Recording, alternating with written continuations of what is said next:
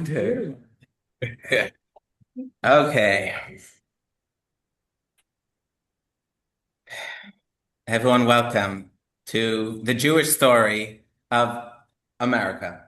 America has been a remarkable experiment, and so remarkable that people from my generation and younger don't even realize that it's remarkable.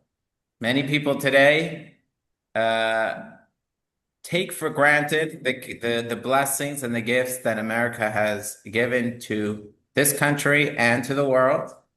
In fact, many youth today actually feel embarrassed to be American. And many youth are brought up to believe that actually America is the cause of all evil in the world. And if only America wasn't on the world scene, then maybe the world would be a kumbaya. This is what many Americans believe. Immigrant families to America don't believe that. Immigrant children, but many American children believe that. Um,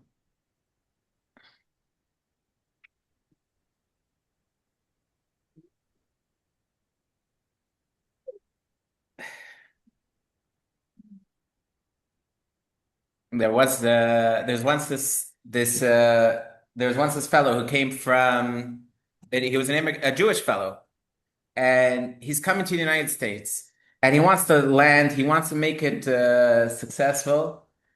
Hello, welcome. What's your name? Howard. Howard. Huh? Howard. The two of us. Yeah, here, Howard. So he wants to figure out. He wants to get to America. He wants to belong. He really wants to belong. So he tells his friend, I don't want to give up my Jewish identity, but I also want an American identity. Can you give me an American Jewish name? Something that's going to be better than Yechiel Zeilengold? He says, What's wrong okay, with I have Yechiel? what? What's wrong with Yechiel? Says I need You I know, need I need a it's more me. a Jewish name that's an American name. So yeah, Yechiel. That was your father's brother. I need a better name. So the guy, his friend says, I have a name for you. Sam Cohen. At Ellis Island, you say, your name is Sam Cohen. He says, okay, I'm no Yechiel Island Gold. I'm Sam Cohen, Sam Cohen, Sam Cohen, Sam Cohen. He gets in front of a person, he blinks out. The person says, so what's your name? Shane Ferguson. I already forgot. Sean Says Sean Ferguson. Ferguson, welcome to America. Yeah, that's how you got it. Yeah. So, and that's in a way the interesting story. America is not a Jewish country, and the founding fathers of America are not Jewish. And yet, we want to come learn about there's a Jewish side to the story, and in a way, uh, to to see as Jews that many of the founding principles of this country are in fact Jewish principles, Jewish, uniquely, deeply Jewish principles that many Christians don't necessarily believe in, but the founding fathers did. And also to celebrate the many freedoms and gifts that America has given us. So let's dive right in. So we start our story with a rickety ship that lands in this country in 1654. The 23 people on the ship are Jews coming from Portugal. To understand this story, we have to wind back to the end of the 1400s. At the end of the 1400s, there were Jews who lived in the Iberian Peninsula in Spain, and the Spanish Inquisition took hold, and they were forced to either leave or convert or die. So what are those fellows? They were determined to hold on to their Yiddishkeit. They said, we're going to leave all our possessions behind, all our belongings behind. We're going to move up north to Portugal. There we'll be safe. They get to Portugal 10 years later. They're faced with a choice. Either convert or die. They don't have the option to leave now because the king is like, I need their money. I can't afford them to leave, and they're good for this country. Mass conversion. Okay, so many Jews go underground. They're keeping their Yiddishkeit, their Judaism alive. But many of them, they couldn't, the struggle was too much. So what did they do? They went to a safer country into the Netherlands to Amsterdam. And in Amsterdam, Holland, over there, they're safe. And all of a sudden they could identify with their proud Jewish identity. And many of these kids grew up in Christian schools in Portugal, Spain, but now they're able to come out as Jewish and they reclaim their identity. And there was a golden age for Jews, both Ashkenazi and Sephardi Jews, in Amsterdam. Eventually, Amsterdam conquers, the Dutch conquer Portugal. And so they have a trading post in Portugal. And so, 200 Jewish families make a little shtetl, a neighborhood in Portugal. But then the Portuguese conquer, not Portugal, Brazil. They make a colony in Brazil. So these 200 Jewish families go to Brazil. And in Brazil, everything's good until the Portuguese come to Brazil. And now the Inquisition is now following them to Brazil. So they have to leave. And some of the last group of Jews, they leave, they get on a ship. They have a terrible adventure at sea. They're attacked by pirates, by storm. 23 survivors make it to New Amsterdam. New Amsterdam is like a trading post for Amsterdam. New Amsterdam is New York. New York. When they get here, the governor of the colony, He wasn't so nice. Peter Stuyvesant, he says the Jews, they're a blight on society. They have to leave.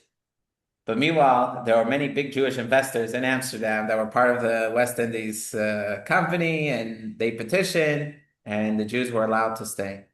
That's where Jews in America, the Jewish story in America begins, with Jews that are running away, refuge, and they find a safe haven in New York.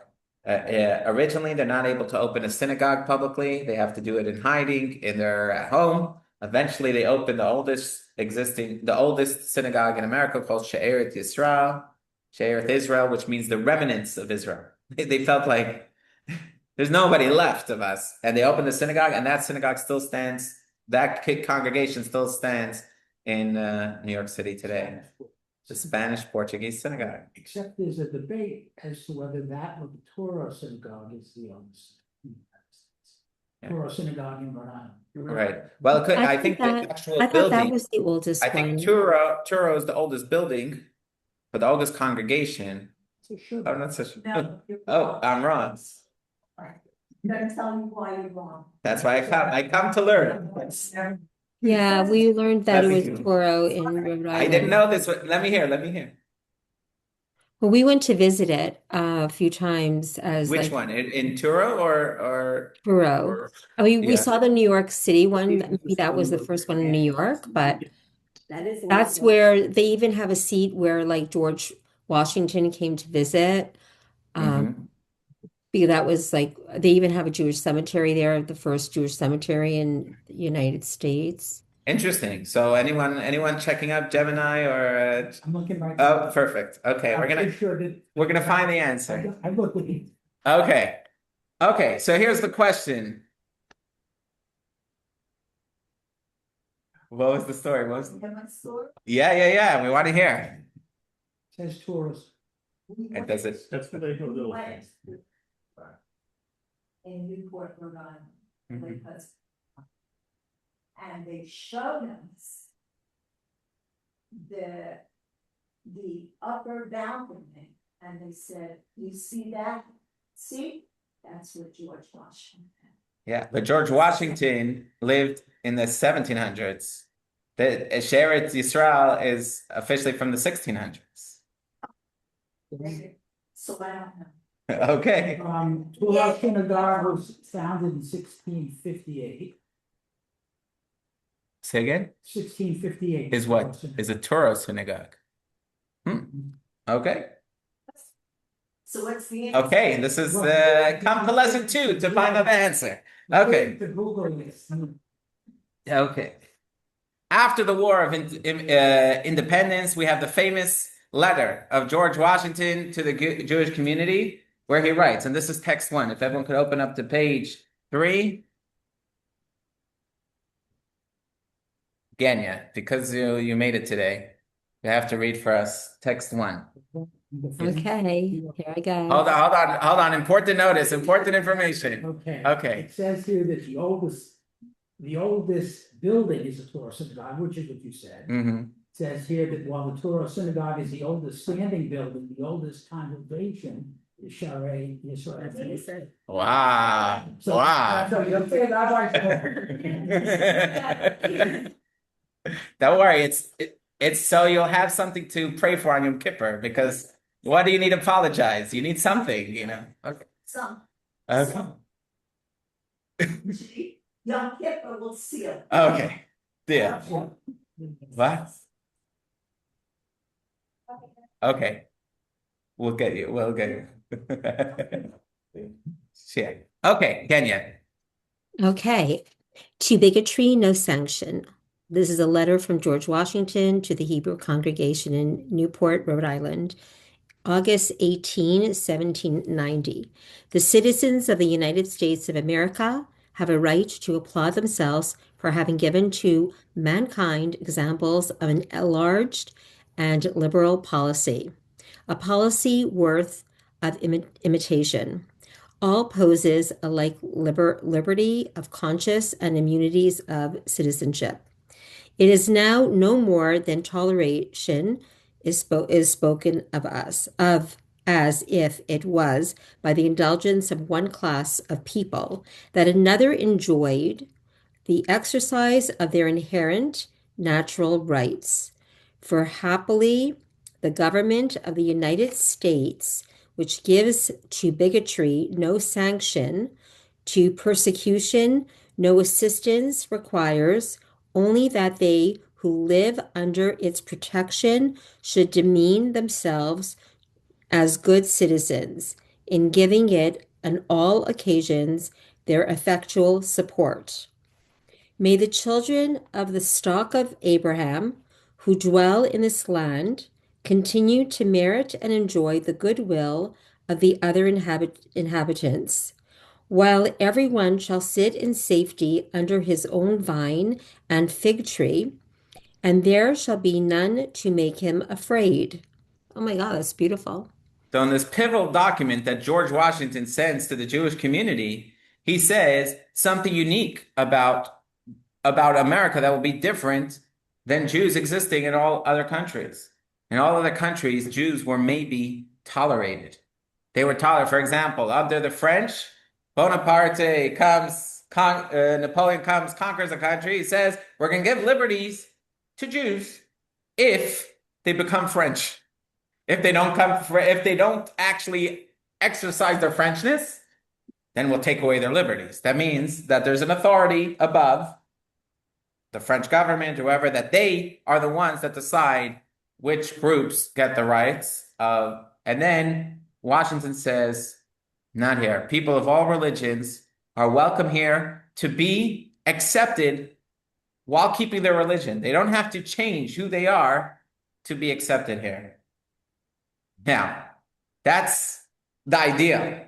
Did America always keep up to it? And are we still there? You know? No, but more so than any other country. America has led the way, and after it, other countries have followed. And as he hoped, he said, I hope other countries will copy us.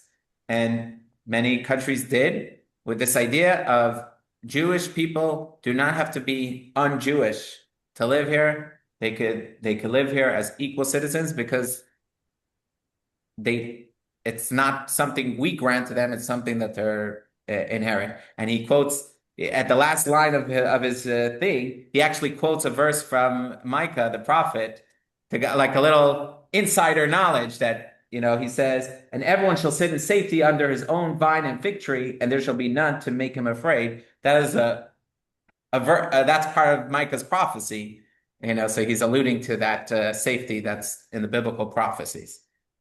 Okay, let's take a look at, let's jump to the back, not to the back of the book, but the back of the lesson, page 22.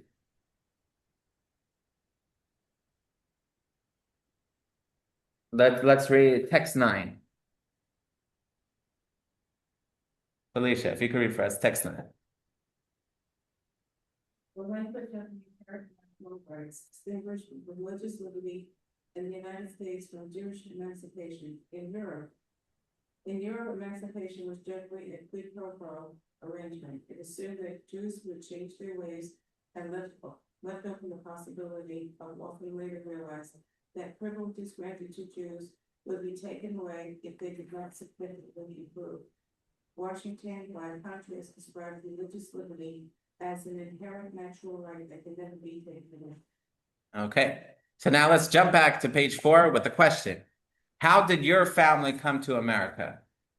How did your family come to America from Poland? What year? I would say before World War II, because of the pogroms in the 20s, maybe. Wow. All right. My grandparents also came from Poland and Russia, early 1900s. We came in 1990, 1990 from former Soviet Union. former Soviet Union. Okay. I'm not gonna say from Poland, I'm gonna say from the Pale, because we're grandparents, Right. they all out America. So one came in, one grandfather came in the late 1800s. His wife came, they weren't married, she came maybe 10 years later, maybe in the right around the turn of the century. My other grandparents came around 1920, if during or after World War I. Mhm. Grandparents came from Poland before World War II. Wow. Everybody in my family, was smart. My grandfather was the young one to survive, so he became the grandfather to all children. Wow. And, they obviously came from Poland through Ellis Island. And, the entire family, with the exception of my mother, my father, and my grandfather, and uncle, and a sister, survived. That was it. Wow. Yeah, my mom and my dad are both survivors, and you can put that. My grandfather, on my mom's side, came from the area of Poland and Russia at the time, was the late 1890s, early 1900s. Came to America, worked, traveled a little bit, didn't like it, and settled in Canada. Her mother's family came across the Ukraine through they got on the boat, and they came here also around the same time because of the problems. And my father's father was hidden away as a stowaway. They got him out of Russia because was always after him. And Wow. he got on the boat, didn't speak a word. English. Yeah, so when he came to, when he finally, he got off the boat and landed in Hamburg, Germany. And he didn't understand the language, he didn't like it, thank God. And he jumped on a boat, and he was a stowaway. And he ended up in Ellis Island, and that's how I got the last name Randall, because all he had was a little ruble, and the border guards there at Ellis Island were Irish, they didn't speak English, he didn't speak a word of it, he didn't know what he was saying. So he kept on saying, showing him, pointing, ruble, Randall. That's real. Wow. That's funny. Okay, Dr. Joel, you'll have to represent you and Stan. What's the history? How did your ancestors come to America? You're on mute. You're muted. Okay. Our dad came here after the Holocaust through the concentration camps and came to the United States, I would say 47 or 48. Our mom came with her parents earlier, I would say maybe the late 1920s. Is that right, Wow. Stan? And here we go. Well, That's correct. Yeah, close enough for government work. My understanding was my mother and her family left Europe to come to America because they saw what was happening in Germany and they wanted to get away. And on my father's side, the family lived in Germany, and my understanding is they moved to Tarnów, Poland, and they basically jumped out of the frying pan into the fire, unfortunately. Wow. So for the most part, most Americans come here today seeking refuge. That's where all most ancestors come from. So either they're coming from during in the 1880s is the main wave. 2 million Ashkenazi Jews between 1880 and 1920 are coming from Eastern Europe, running away from pogroms and other things in Russia. Then you have, a nice a wave after the Holocaust, not as big as the earlier wave, but a nice amount. And then you have later waves of Russian Jews and Iranian Jews, Persians, and other smaller communities. But they're all coming to America for a better life, running away from trouble. So it's quite obvious to Jews, the gift that is the United States.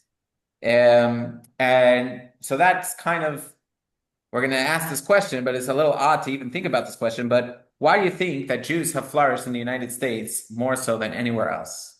What is the secret? Why, outside of Israel, the largest Jewish population is in the United States. I think What is it about resilience. America? I think What? it's resilience and opportunity. Explain. What do you mean? Well, I think the Jews, I think it's in our DNA, like we just know that you either sink or swim. And we But learned that. here we're not just swimming, we're thriving compared to Well, I mean, we maybe have in a other Shem. European I mean, we have a education. Shem behind us, right? We could never be defeated, but we're Right, but also that's why putting. we're flourishing. But why are we flourishing in the United States, particularly, versus we should be flourishing in Japan or China? It's What? U.S. institution. It's No, the What? laws no, govern the country. It's The law system. it's our foundation, our Yeah. Well, Constitution. we had the opportunities here. I mean, because number one, George Washington just accepted, our differences, right? And Okay. I think I don't know, opportunity. I don't. my ahead. understanding. My view, the reason the Jews have done well in the United States is because we've had a level playing field. If Jews are treated equally, then we can thrive. If we're oppressed, we become more insular and don't get involved with. I think one of the reasons is once the immigrants settled, the Jews were not allowed to really flourish in a corporation. So that's why you hear growing up, you got to become a doctor, lawyer, you have to work for yourself. You got to open your own store and be your own boss. You got to have a profession where you're a doctor, a lawyer, a dentist, and be your own boss. And that leads for your family, that's the basis of wealth and prosperity, and children learn from seeing what happens at home. And it just grows in magnitude. So let me sum up some ideas I heard, and then we'll take a few more. So I heard one idea is it's our founding documents. The ideas we just read in text 1 and 2. The idea of we're not just accepted, we're not just tolerated, we're accepted. That's one idea. We also heard the idea that America believes in meritocracy because it's merit-based, right? That was your idea. So if it's a merit-based society, then we can succeed if it's a level playing field. But if it's a class-based system, then we kind of have to hunker into our own ghettos and flourish. We heard education because of America's culture of education, and Jews have always been in education for many years. That's something we'll touch upon in a later lesson. We've also heard the idea of it's actually the anti-Semitism of America that actually caused Jews to be successful because we weren't allowed into the corporate jobs. So we had to take on jobs of being a doctor, being a lawyer. It's like it's like the mother. He says they say that the journalists come to this is She's the mother of the first Jewish president of the United States to come. They say, what do you think about the fact that your son's the president?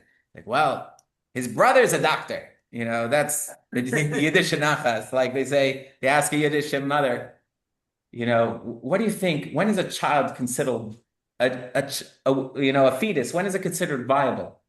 When he graduates with a degree, his medical degree. That's always the Jewish culture of, okay, beautiful. What were you saying?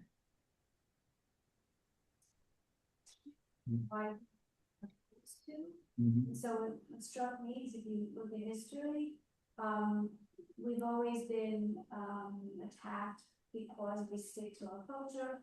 And I think that America provided, I can't say today, but America provided for sort of a free society where we weren't necessarily one thing over another. And we weren't Germany, we weren't France, we weren't this, we weren't that. So we kind of blended in and were allowed to be successful, however it's defined. But I think it's really because the other cultures and the other countries really have a culture. Just to add to that, I think that. And so just to sum up, what I'm hearing is because America, in a way, their culture is so young, it didn't have a culture. So they didn't take it, they weren't insulted that Jews were different because the Protestants were different from the Irish, from the German. There were so many different immigrant groups coming here always to begin with that another immigrant group wasn't considered like, you're clashing with our culture. America was a very open, accepting culture thing. It's good and bad. Back when we built, if you bought Israel, I think we were that. But now, if you try to think, everyone says, I'm Italian, even here in this country, but like, what do we say? We're not Israeli, we're American. And that kind of shows that we don't have that here, and we don't necessarily need to because we were able to publish. Jews identify themselves as Jews, so that, yes, go to a public school, where are your ancestors, what kind of people are you? I'm Italian, I'm Irish, from Germany. They asked me, I never said I was Russian, I never said I was Ukrainian, I never said I was Polish, I was Jewish. Now, that's become a big debate now, because now people in this country say, well, Judaism is a religion, it's not a race. Except that Judaism predate, and I just read something about this yesterday or the day before that resonated with me. Judaism predated the concept of race. It predated the concept of nationality. Jews were a religion, they were a race, and they were a nationality. We were all of those things before these concepts even existed. So that's why, I think most Jews that identify as Jews, that's what they would say. They wouldn't say they're from Peru. I don't know any Jewish Peruvians that say I'm Peruvian. Right. When I'm out of the country, in Europe, wherever, and they ask you what I am, I would say I'm an American. But in the country, I say I'm Jewish. Wow, That's what I say. fascinating. So some of the reasons we have the unprecedented freedoms that were offered here. That's a reason or merit-based society. That's another reason. Shared values, a very similar value. And we're going to focus, if you look back at the founding myth of the country, what's the founding myth of the country? How did before the revolution? What is the story that Americans tell themselves of Americans founding? Why did their ancestors come to America? What? They'll say religious persecution. It is the Pilgrims came. Yeah. Were the Pilgrims the first Europeans here? No. There was actually many people came for economic opportunity. But the fact is, the myth that Americans believe in is that America is a place where you'll be safe from religious persecution. And that is one of the ideas we're going to focus on today, how that myth, whether it's true or not, has come into the culture of the United States for a long time. And that's one of the secrets for Jewish flourishing, the idea of we're not going to we're going to add an amendment that's going to allow for religious freedom. And that's something we're going to address here. There was once a fellow, he came off the boat, he needed a job. So he goes to the synagogue, and he's given the job to clean the synagogue, to be a shamus, to how do you say to be a shamus? I don't know, to take care of the synagogue and to put away the books and to. So one day a delivery man comes with packages for the synagogue, and he has to sign. He says, "I don't know how to sign." The president of the synagogue hears about this. He says, "We can't have a shamus that doesn't know how to sign his name. That's it, you're fired." Okay, so he's fired. So he has to, sell needles and threads, and he's, bartering. Eventually becomes successful. He turns into push carts and turns into a whole enterprise. And then he becomes the second biggest company of textiles. And finally, he's about to be bought out by the bigger company. And it comes, they prepare all the documents. They say, "Okay, come here, come sign the documents." He says, "I don't know how to sign." He said, "Wow, a multi-million-dollar person like you doesn't know how to sign. Could you imagine how far you'd be if you knew how to sign?" He says, "Yeah, I would have been the shamus in the synagogue." So let's take a look at the story of the pilgrim.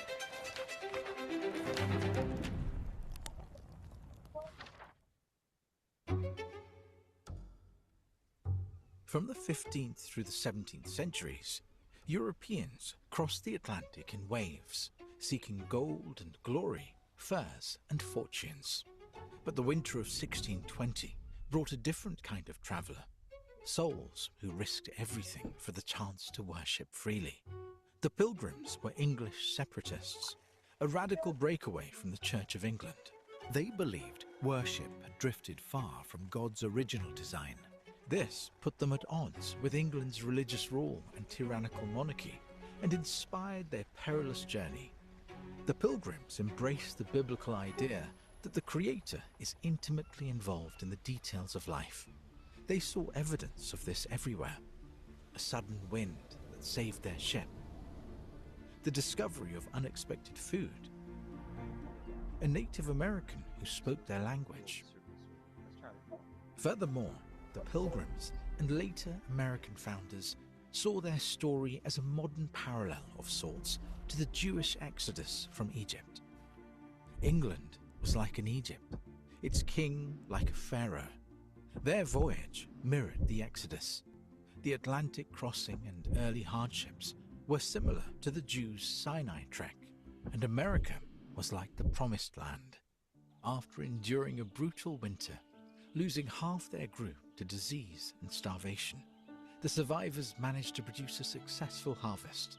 Echoing biblical traditions, they celebrated with a feast of thanksgiving to God. They considered their survival and success divine kindness, worthy of perpetual gratitude, a belief that evolved into the American holiday of Thanksgiving. Pilgrim leader William Bradford recorded a founding vision for all future Americans. His words, adapted here into modern English, closely paraphrase King David.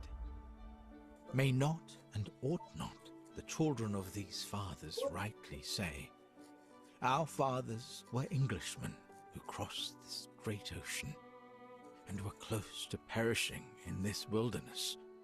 But they cried out to the Lord, and he heard their voice and looked upon their suffering. Let them, therefore, praise the Lord, for he is good, and his mercy endures forever. Yes, let those whom the Lord has redeemed declare how he delivered them from the hand of the oppressor when they wandered in the desert and wilderness, lost and without a city to dwell in, hungry and thirsty, until their souls grew faint within them. Let them give thanks to the Lord for his loving kindness and his wondrous works to humanity." This intimate identification with the Jewish story shaped their self-perception, a people saved by God, whose children would remember their saga as a foundational event. More than 150 years later, immediately after adopting the Declaration of Independence, the Continental Congress appointed Benjamin Franklin, Thomas Jefferson, and John Adams to design a national seal. The original proposal depicted Moses parting the Red Sea, Pharaoh's army drowning, and God's guiding pillar of fire. The motto? Rebellion to tyrants is obedience to God. That design was ultimately shelved due to its complexity, but the fact that it almost became the seal on all documents of the American government reflects how deeply the Pilgrims' biblical worldview influenced the founding of America.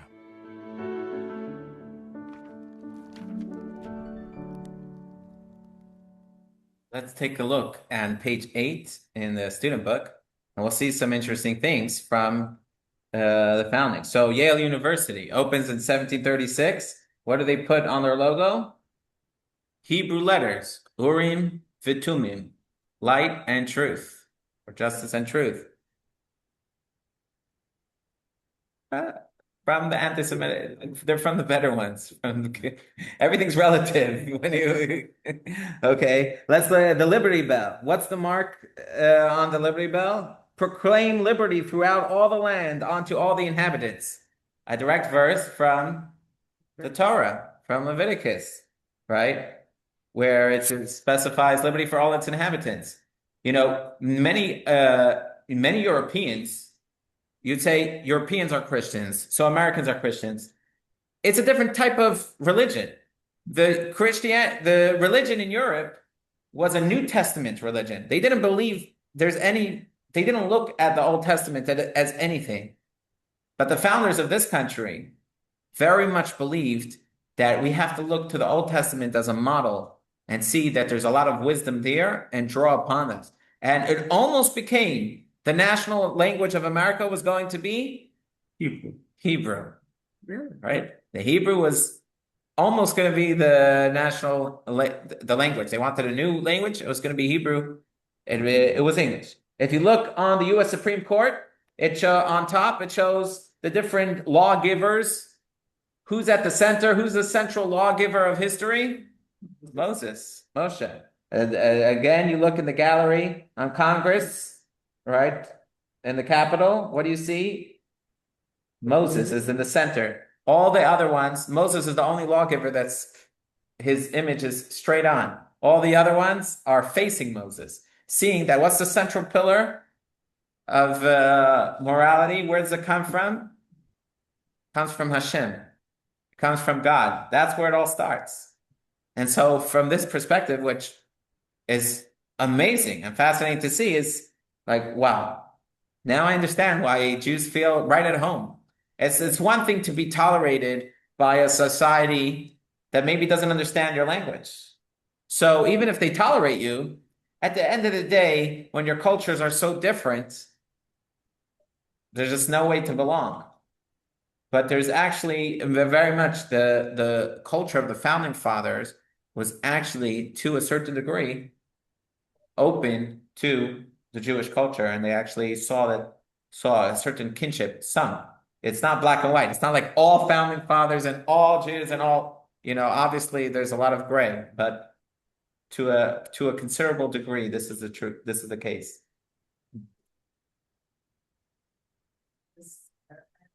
Know this or heard of this today. Yeah, I mean, every few years there's many courthouses that have the Ten Commandments outside, and then they say it should be taken away, separation of Church and state. Church and state. Okay, so let's take what? Now let's take a look at an interesting, before the Pilgrims actually landed in the United States, while they were still on the ship, they made a special covenant. And this was a pact that they signed together. Let's take a look at the covenant that they signed on text 3, page 11. Can everyone see that? Text 3. In the name of Hashem, Amen.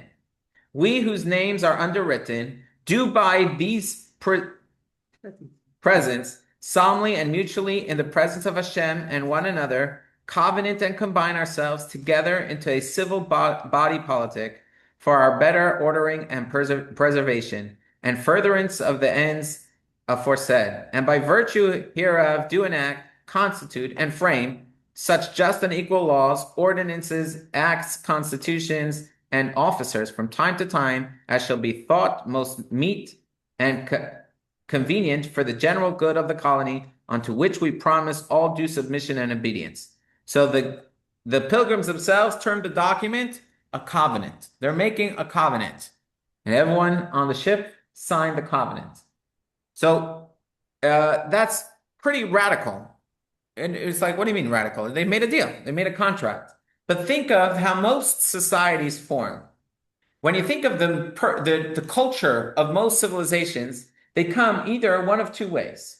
Either they come from natural, there's organic growth, and they're growing and growing, and eventually they develop a culture over many hundreds of years. They develop a culture and a personality and an identity.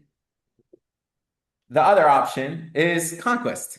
They were conquered by some other imposing, and that supplemented some ideas and some rules and some culture forced on the civilization. But what's the common denominator of both these two societies?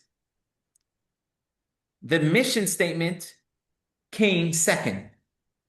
The culture existed first, or the authority existed first, and then the mission comes later. The mission statement of the people comes later. Here, it's the opposite. They're saying, we're going to define our mission first.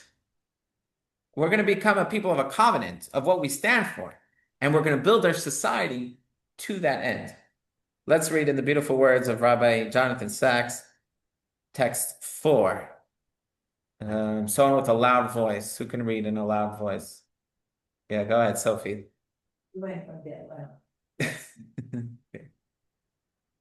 Forming a society. Covenant is one of the three broad types of political system. Politics come into being in one of three ways: conquest, slow growth, and development, or formal conscious decision. The first tends to produce a hierarchical society, the second an organic one, and the third society as continent. Conquest leads to hierarchical societies. There is a ruler, a court, an administrative and priestly elite, and beneath them the great mass of the people. The key biblical example is the Egypt of the pharaohs. In hierarchy, power is structured as a pyramid. It is not accidental that the pyramids of Egypt survive as symbols of that empire. More modern examples include Napoleonic France and 19th century Prussia. The second kind of society, one that emerges from long custom and habituation, is usually called organic. In an organic society, things are there because they were always were. Their origins tend to be lost in the mists of time. Organic societies have customs, rituals, uniforms, and ceremonials that cast the aura of antiquity and inevitability over the present. Power is less a matter of pyramids than of center and periphery. Those who wield power meet in clubs, schools, universities, regiments, and teams. They cultivate an air of amateurism and frown on meritocracy, effort, and enthusiasm.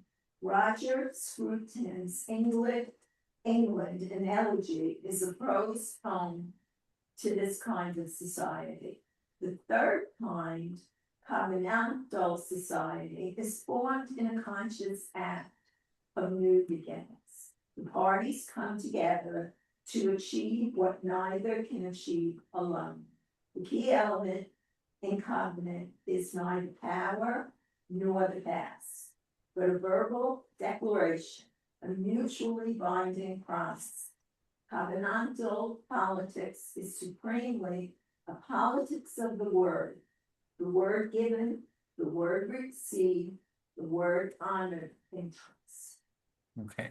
So this is a fascinating depiction. And which other civilization is built in this model? Not in society first, values second, but which other great society is built values first? It's the Jewish people at Sinai. The Jewish people at Sinai. We come to Sinai, and what does it say? Text 6, or let's start with text 5, Exodus. Hashem said, "Now, if you obey my voice and keep my covenant, you shall be my treasure from among all people. For all earth is mine. You shall be to me a kingdom of priests and a holy nation." The people all responded in unison and said, "All that the Lord has spoken, we will do."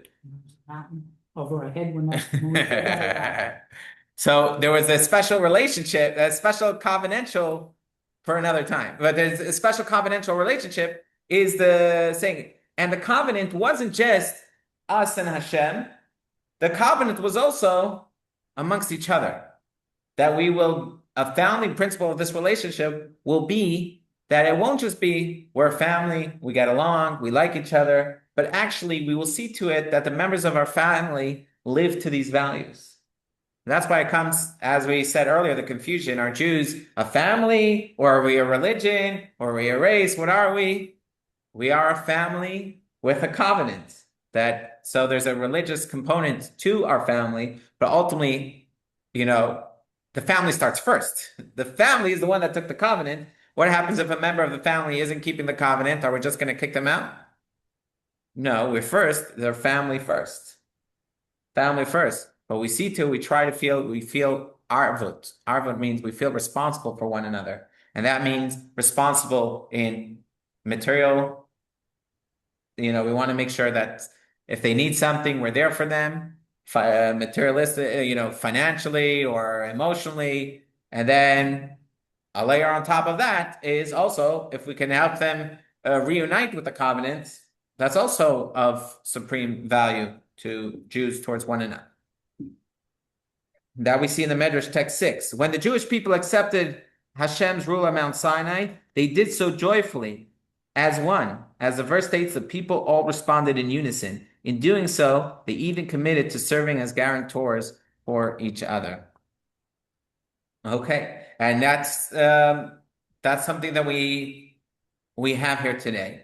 And that was something that the Pilgrims developed, not just on that ship, but on the other ships, this idea of we're living in a covenant, we have special values. Let's go to the back of the book, page 22. Page 22, Abraham Lincoln, this is, already during the Civil War, and he was trying to express that same idea. So let's take a look at text. What is the text on page 22? Text 7? What text is that? 9? 9. Text 9.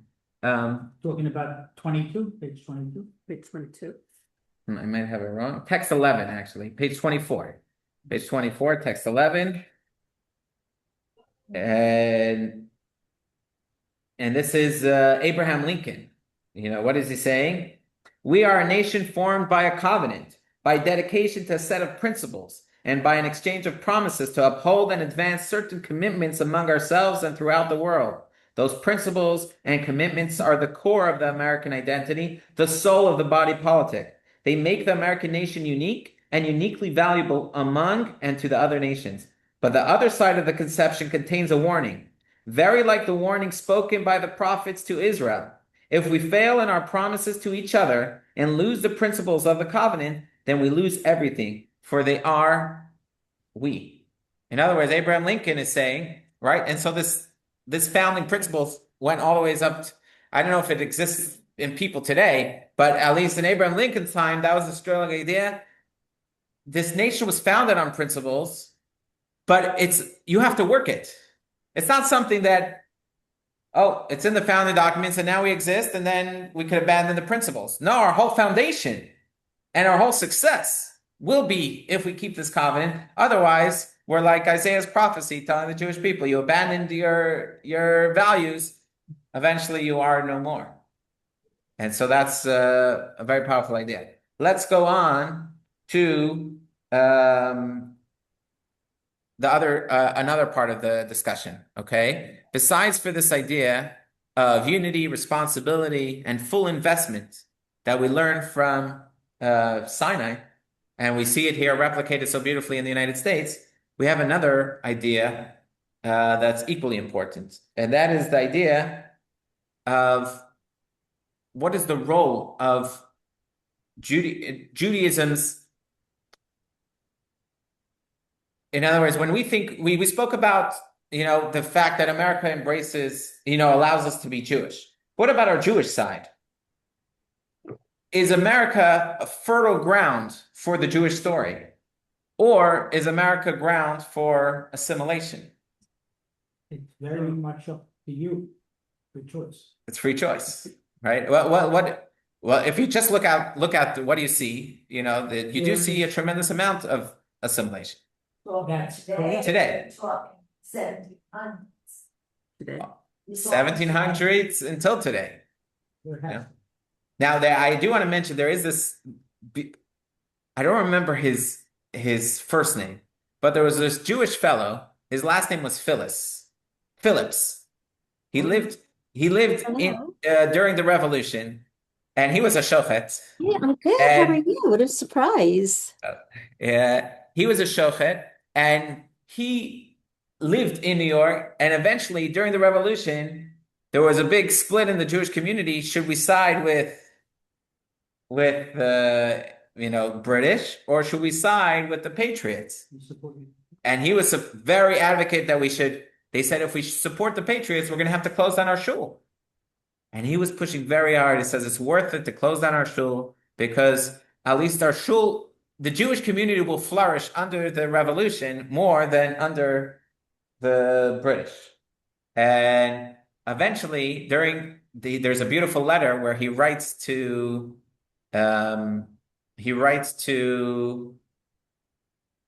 maybe Adams or Jackson or one of the founding fathers. He eventually moved the whole congregation to Philadelphia. And while there, he said, you call America, you tolerate the Jewish people, and yet we can't run for senator. Why? Because on the law books, part of the oath that they have to swear is that they agree that both the Old Testament and the New Testament is divine. And they said that's obviously a contradiction to the Jewish spirit, and therefore you're cutting us out of politics, and politics is such an important part of a covenantal society. And so they eventually got rid of the law, something this Jew advocated for very much. And eventually his grandson saved Jackson's mansion in Monticello was in disrepair and it was falling apart. His grandson bought the estate and refurnished it. And if you go to that Jackson's mansion, you'll see a matzeva, a tombstone with Hebrew letters on it of a woman, Rachel Levi Phillips, buried in the middle of ER. You say, like, what is this for doing to Jackson? But there's this, the Jewish story is very, very intertwined into the founding of this country. But there is, I just looked it up because I had read it, a Jewish businessman who really financed the Revolutionary War. It wasn't for him. Chaim Solomon. Yeah. It wasn't for him, they could have easily lost. But yet you don't see him being taught in public schools. He was close friend of George Washington. Wow. What? He was close friend of George Washington. Mm-hmm. This Phillips fellow, during the Revolution, he sent a letter to a distant relative and wealthy businessman in Europe, saying that he's predicting that he writes that the British have 25,000 soldiers and the Patriots have 100,000. For sure, the Patriots are going to win, and it's such a novel foundation. He translated the Constitution into Yiddish. This whole letter was written in Yiddish, and then he's telling him, because the Patriots are going to win, we have a special business opportunity. If you will send me supplies, for sure, it'll do very well over here.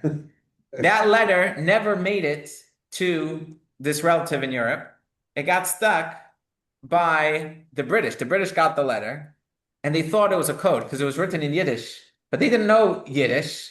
So they thought it was written in Hebrew because there was a lot of Hebraists but they couldn't translate the Hebrew. So they're like, it must be some code. And they put all their detectives to figure out this Hebrew code, and they couldn't figure out the code.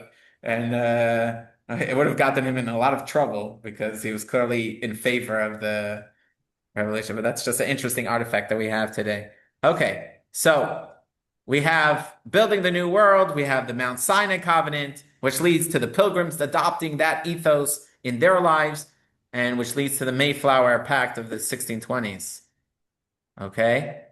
Now, once you get here, our Jewish ancestors, many came with the dream. What's the American dream? They thought they were going to the promised land. They're making aliyah. I heard you use that expression, right? They're going up to the promised land, a land where the streets are paved with gold. And then when they came here, they found out three things. Number one, the streets aren't paved.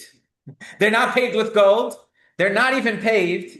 And you're going to be the ones that have to pave it. That's the things that the Jews learned when they came here. But so many of them, under this crushing economic reality, many of them said, in order to survive, if we want to live here, we want to belong here, we have to recognize that the shtetl is no more. The shtetl life, living insular, that's no more. We have to fit in. There's once a Jew who was trying to join a club, but no Jews were allowed. So they said, "What's your name?" He says, "Oh, I'm O'Connell. Where do you work? What's it?" I said, "What religion are you?" He said, "Goyish." He was trying to, that was kind of the ethos. People are trying to fit in, and that was a big thing. Many people trying to assimilate, and that was in the early 1900s. The previous Chabad Rebbe, he came here in the year 1940. An incredible story of rescue. An SS soldier actually rescued him from Warsaw under the bombings, took him through Berlin, eventually came to the United States.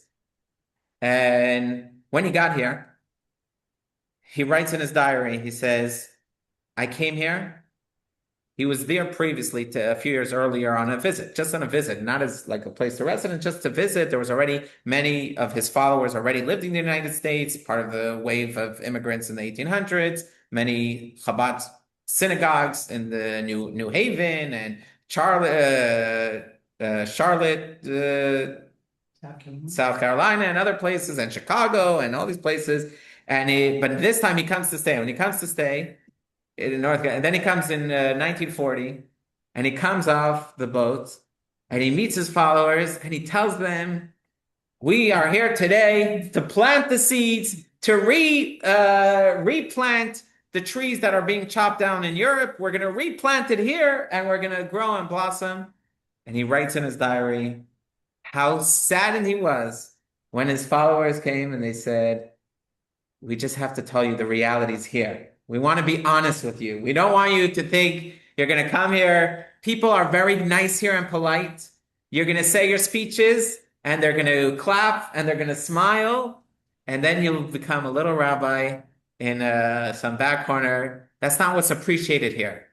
People don't respect that world. That world is not respected, and America is different.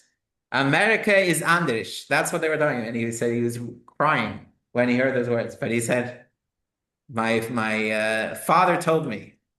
His father was the Chabad leader at the end of Tsarist Russia as the Bolsheviks were coming in. And it was a terrible time under the Tsar, and then under the Bolsheviks it became even worse. Both were terrible. And at that time, he said, his son was about 20 years old at the time, or 18 years old. He said, when it comes to being a person working on behalf of the Jewish public, you can't take into consideration how things look realistically. You have to put your heart and soul into doing what's right, even if it looks like you're pushing a boulder up a mountain. You cannot be realistic about your plans. And so he pushed back. And what was his idea? What did he say? His big teaching was, America is nicht anders. America is not different. And in a way, America is actually the most suitable place for Jews to be Jews. And that's something we're going to explore in the next couple of minutes, just as we wrap up this lesson. Let's go to, well, we are on page 24. So page 25. Page 25, text 12. And you want to read for us? It's all in Hebrew. Oh, so the next page. It's a code. It's a secret code. No, here. It's, bottom of page 26. Right. Yeah. The 9th of Adar, second, marks the historic day when my saintly father-in-law, the Rebbe, arrived in America 30 years ago. In this context, it is worth recalling the unforgettable words the Rebbe said immediately upon setting foot on American soil. My coming here, with God's help, is so that I may, with God's kindness, continue my work in the dissemination of Torah, fear of heaven, divine service, and my activities on behalf of the welfare of all our Jewish brethren here in this land as well. My goal is to generate an awakening and a movement for the study of the Torah, so that Torah should illuminate the Jewish street and home. At the time, many prominent lay leaders expressed great doubts as to whether this task, which the Jewish leader of the generation had set for himself, could be achieved. However, this did not weaken his resolve. On the contrary, it only increased his self-sacrifice for this goal. His answer to all the doubts was simple. America is no different. The same Torah and mitzvot valid for Jews everywhere are also valid in America. And since in America too, Jews must live according to the Torah and educate their children in the path of the Torah and mitzvot, God has certainly given the abilities to carry this out. All that is required is the appropriate determination with the proper, serious, and heartfelt approach. Now, 30 years later, we clearly see the extraordinary success that can be achieved with God's help in the realm of disseminating Torah with fear of heaven and proper education, as long as one desires it truly and acts with self-sacrifice. So what's the Rebbe saying? That when the previous Rebbe came here, all Jews were thankful to the United States for saving their life. In fact, the previous Rebbe was thankful, his life was saved by America. And that's why always Jewish leaders called America Medina Shel Chesed, a kingdom of kindness. But they said, while it's true for the physical life, in the previous Rebbe's belief, it was also true of the soul. Many Jews didn't believe that at the time. They said it's one or the other.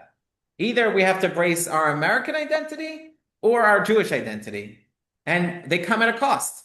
If you wanted a job and you didn't want to work on Shabbos, you couldn't get a job. You were fired I'm saying in the 1920s and 1900s. So they felt like they had to make a choice. And what's the previous Rebbe saying? No. In America is a land where you could be successful and be proudly Jewish. It's not true. You just have to work extra hard. Yeah, it was doubly hard. And we can't judge people. It was very hard. Even me saying it is not doing justice to how difficult it was for people to survive. 1940. Right? Many Jews came over with that in my back because they couldn't have it both ways. They couldn't live as Jews. They felt they couldn't live as Jews. And honestly, many people, were saying America is the Treifin Medina, right? The unkosher Medina. That was. Nieces and nephews say it's a land of Tameh and Goy. Where are they from? Israel? Where do they live? Yeah, they said. Okay. I'll go back to America. But what was the Rebbe's belief? No, America is good for the Jewish body and for the Jewish soul. It's both possible. Then the Lubavitcher Rebbe took it a step further. He said, not only is America equally as good as Europe was for the Jewish neshama, for sure for the Jewish body, no question, America's better for the Jewish body. But what about the Jewish neshama? What was better, Europe or America? What's better for the Jewish soul? The Rebbe said, in a way, you can argue that the style of American culture is better for the Jewish soul than Europe. He says why? Let's take a look at text 8. Text 8, the Rebbe makes this argument. He says, the sages say, When you come to a place, this is on page, we're going backwards. So we're going to page 18 or 19. Okay? 17. What? Actually, yeah. From 18, 7. 18, 18. On the 8 or 9? 8. Text 8. Yeah. 8 is on 7. Okay, but the English, I guess. Oh, Okay. The sages say, when you come to a place, follow the local custom. When in Rome, do as in Rome, as they say, right? This does not mean that we should compromise on Torah matters to follow local conventions, as many mistakenly believe, saying America is different. It's not what it means. It doesn't mean give up your values. It just means live your values in an American style. So what's American style? On the contrary, we need to leverage the local customs in a holy way so that local conventions actually advance us in a positive direction. A practical illustration. We see people walking in the streets with a yarmulke, and most notably with their tzitzis outwardly visible. This wasn't done in Europe in the past, even among truly God-fearing Jews. The Jews wore head coverings. But what kind of head coverings would they wear? Whatever the other people were wearing. If they were wearing top hats, we're wearing top hats. If they're wearing a casquette, we're wearing a casquette. You don't want people to notice. Where's your tzitzis? Your tzitzit is out or in your pants, tucked and hiding. It's tucked. Even God-fearing people. This was, as they lived among non-Jews, they didn't display their tzitzits outwardly. Yet nowadays, we even see children walking with their tzitzit out as a matter of course. This practice is continuing to spread. This is in line with one of the conventions of America, the concept of publicity. Everyone wants to be different and stand out. So now when you stand out, you fit right in. Standing out, you fit right in. Tzitzit are being publicized and people are not embarrassed to wear them. Since the verse regarding tzitzit says, you shall see them and remember God's commandments, they are wearing them visibly at all times. The sages teach that we wear tzitzit to display our master seal on our person, so people are displaying them to all and publicizing them. This is one of the local conventions that can advance us. This leverages the American traits of boldness and publicity in a holy way. Right? If you would ask our ancestors, should I give charity secretly or in full display? What would our ancestors say? Give it anonymously. You give it anonymously. You do it quietly. You're You're going supposed to to- show off your mitzvahs. But what's the American culture? You put your lunch on Instagram. The whole world has to see what you're eating for lunch. They have to see your son's first steps. Everything has to be public. Now, so what does the world see when they go onto Twitter? They see what's important, that your lunch has to look artistic. All right. And where you go on vacation, you have to go on the right vacations. If you like staying home, but it's not picture perfect, then you're not a person. You want to be a mensch in America? You have to go to somewhere where you'll take pictures, Instagrammable, post it. That's the culture of America. So either we could sit here and say, well, that's not Jewish. Jewish is to be anonymous, to do that. But what's the impression it gives? That Judaism, that people look on it on social media, they think those things are important, but they don't see mitzvahs. Because all the people that are doing mitzvahs are doing it anonymously. What do we have to start doing? We have to start, if they're able to show their lunch, we could show our mitzvahs. Then people will get the impression that mitzvahs are also important. And you see this today, many American Jews, that their Jewish identity is not their number one identity. Their number one identity is the company they're starting or the relationships they're in. But what are they doing posting on Instagram? They're putting on tefillin. They're not outwardly Jewish. They don't have Jewish sounding names. They don't dress Jewish, but they're not afraid to say, 100 years ago, that was unthinkable that someone who's living in these circles, is putting on tefillin in public, sharing it on Instagram. Our Zaydis maybe would cry if they saw something. You're posting your tefillin on Instagram. And you're wearing your shorts. You're not dressed in a shul with a talis. But there's actually something very American, and there's a certain American, and there's something to be celebrated. That in a way, this is a perfect fit. That you can be American, and you can use that Americanism to be Jewish as well. And that's something we have to embrace. So, some of these values of freedom, of democracy, and when I say democracy, we mean American Republic, democracy, individualism, right? All these strong values. The hippie movement was the hippie movement, and during its time, what was the religious institutions? How did they see the hippie movement? Terrible. It's abandoning all norms. How did the Rebbe see it? He says this is beautiful. The youth are waking up. They're becoming truth tellers to power, and we just have to use it for mitzvahs. There was once a Jewish kid in yeshiva, and he was in a yeshiva where they wouldn't touch their beard.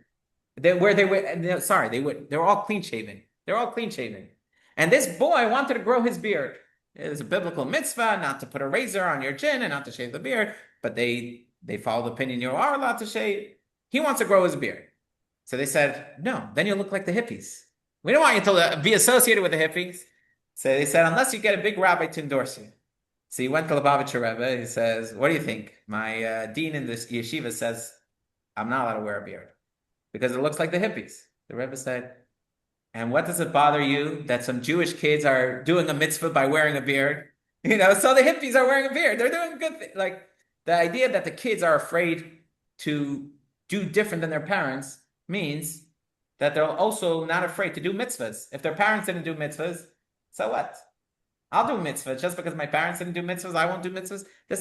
Every single personality trait, you could criticize the American culture, or you could harness the American culture to live proudly as a Jew. And the American spirit should boost our Yiddishkeit. So what do we leave with? Number one, gratitude. Enormous gratitude as we mark the 250 years. We have to have enormous gratitude to these leaders that founded America to not just tolerate us, but to accept us with unprecedented kindness. Also, it leaves us with pride when we see how much of the founding values were deeply Jewish. And it also leaves us with a feeling of responsibility. We have to think not just like we come here and, okay, we have a responsibility to make sure that these ethos stay. And this is something the country is struggling with right now. People are confused and struggling with their identity. What is the American identity? And we have to make it clear. We have to remind them. Look at the founding documents. Look at the founding charters and remind them about this beautiful part of their thing. And this will lead, day by day, community by community, to hope that, America will be able to pull itself back up to its former state. And it also reminds us of the many opportunities they have to use American culture of not being afraid to be different. That's a very American thing. We don't care what others think. That's an American, the whole world doesn't exist. What we think is the most important thing, so Jews can use that too. My Jewish identity, if I think it's important, I don't care if it's uncool. Lesson 1. The Foundations of the Covenant. 1. America has been a remarkable blessing for the Jewish people. Time and again, Jews have arrived on its shores as refugees, destitute and desperate, and achieved incredible success. America has accorded its Jews something unprecedented in Jewish diaspora history: acceptance. 2. The Pilgrims' worldview was shaped by their belief in a God intimately involved in their world, seeing divine providence and miracles in everyday events. They viewed their journey to America through the lens of the biblical story of the Exodus, seeing all the hardships they endured as trials of faith. 3. The Pilgrims' first political act was creating the Mayflower Compact, combining themselves to form a society and pledging to create just laws for the good of their society. Unlike most nations, which were formed through conquest or gradual evolution, America was formed by a conscious covenant of promises its people made with each other. 4. The Pilgrims were inspired by the example of God's covenant with the Jewish people at Mount Sinai, which preceded the establishment of political structures. 5. Sustaining a covenantal society requires the continued investment of the people of each succeeding generation. 6. We can live full and unapologetic Jewish lives in America just as our ancestors did for thousands of years. Moreover, we can leverage the American spirit of individualism, personal initiative, and boldness to make Jewish life flourish like never before. 7. Judaism had a pivotal influence on America's foundations. This is a key reason why America has become so successful and why it has afforded us Jews such great success in it. Okay, thank you all for joining, and I wish us all that we can benefit this pride, and we'll see the July 4th celebrations in a whole new way, in a whole new way, in a whole deeper way. Thank you, and have a wonderful week. And I just want to announce again, I don't know those that missed it, tomorrow night, I'm doing a trip to the OL. We'll meet at the OL at 7 o'clock. Whoever wants to join is welcome to join. We'll have a meeting with Rabbi Manas Friedman. What, And then, tomorrow? Is this tomorrow. What Tomorrow, time? 7 p.m. Okay. No, Rabbi. Thank you. Thank you. Is it it's at the OHEL, like where? We'll meet at the OHEL at the main building, like where. Yeah. Okay, but let me know. I'll let you know. I mean, there's Night, everybody. good night. good night. Enjoy. Good night. Let's go Knicks. My grandfather was Yeah. a friend with Rabbi Schneerson. Yeah, I'm gonna show you this article.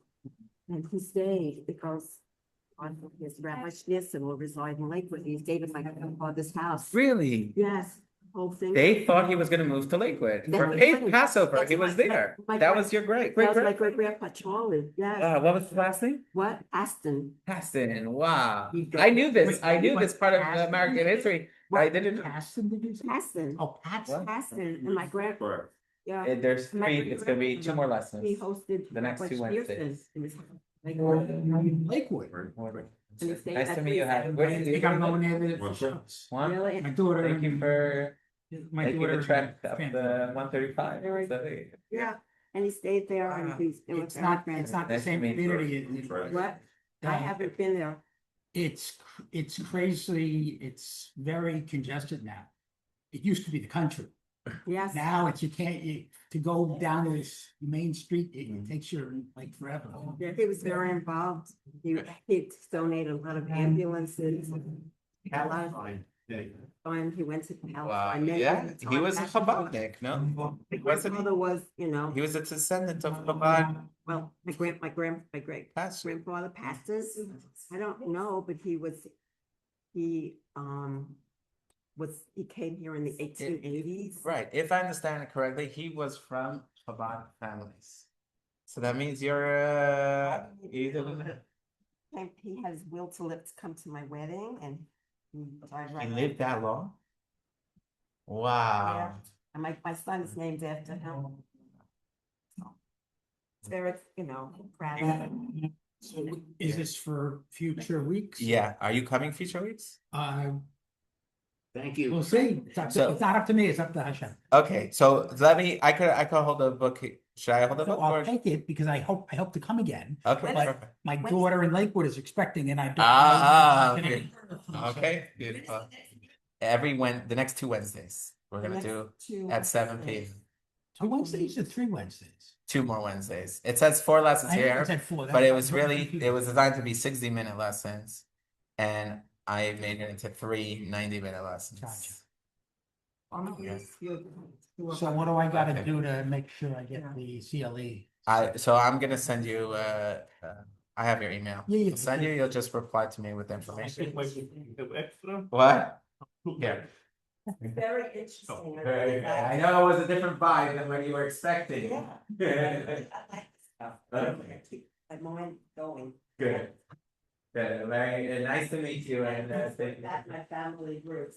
Beautiful. Nice to meet you, Barry. Goodbye. Nice to meet you. Very good. It should be good news for Shatova. Yeah. And you said they live in Lakewood? That world was such a small world. I'm saying such a small world. She's speaking about Lakewood, you know. Yeah, she said, she told me. Very good. I get so much knowledge. That's again, beautiful, because it's not easy to do it every day. Oh, it is. Actually, it's very interesting. Takes a lot of time. And now you're getting to the interesting parts of the whole match. You'll see a lot of interesting stories. But Yeah, last couple of days of doing it. Okay, good night. very good night. How's it with the mezuzahs? Everything worked out? Yeah, perfect.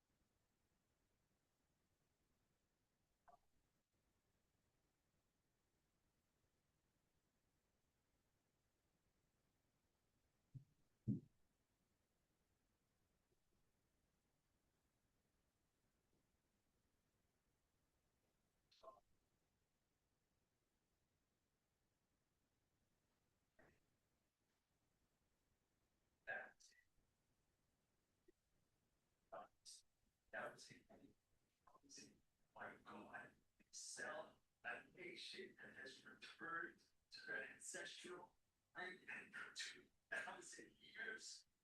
Who do you think you are? Hey, don't do it. Yeah, I got 947.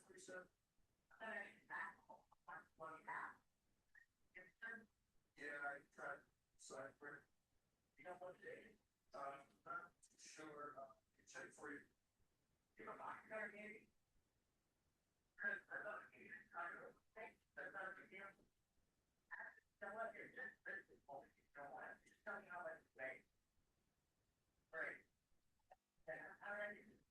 I'll say like 15 pounds, 13, 15 pounds.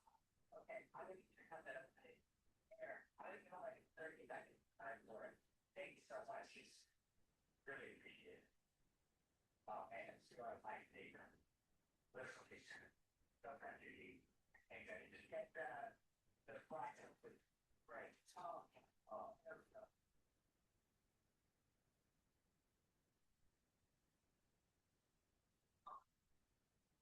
Excellent. I'll give you 30 seconds.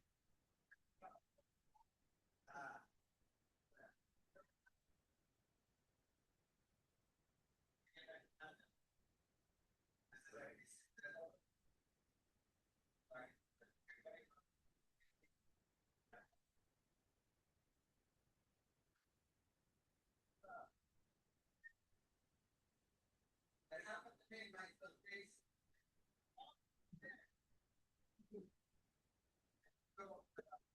Yeah. Like, what can we do?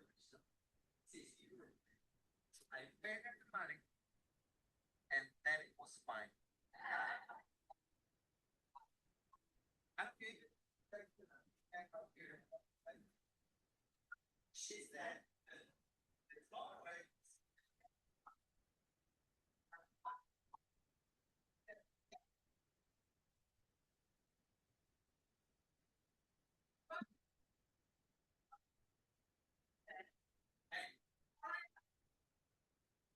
You do both, Jeff.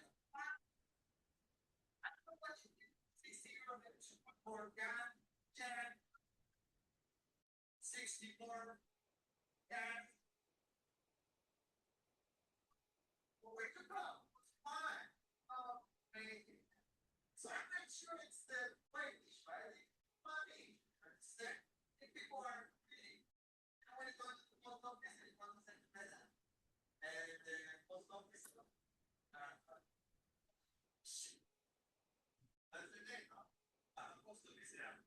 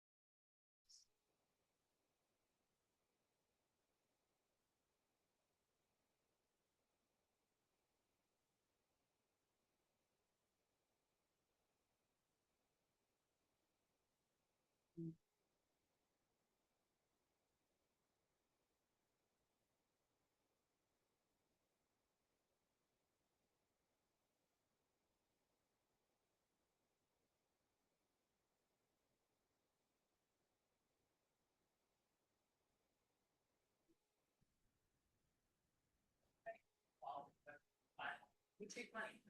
All box. Commercial was talking. It's like the most golden. Said a lot of people are very talented.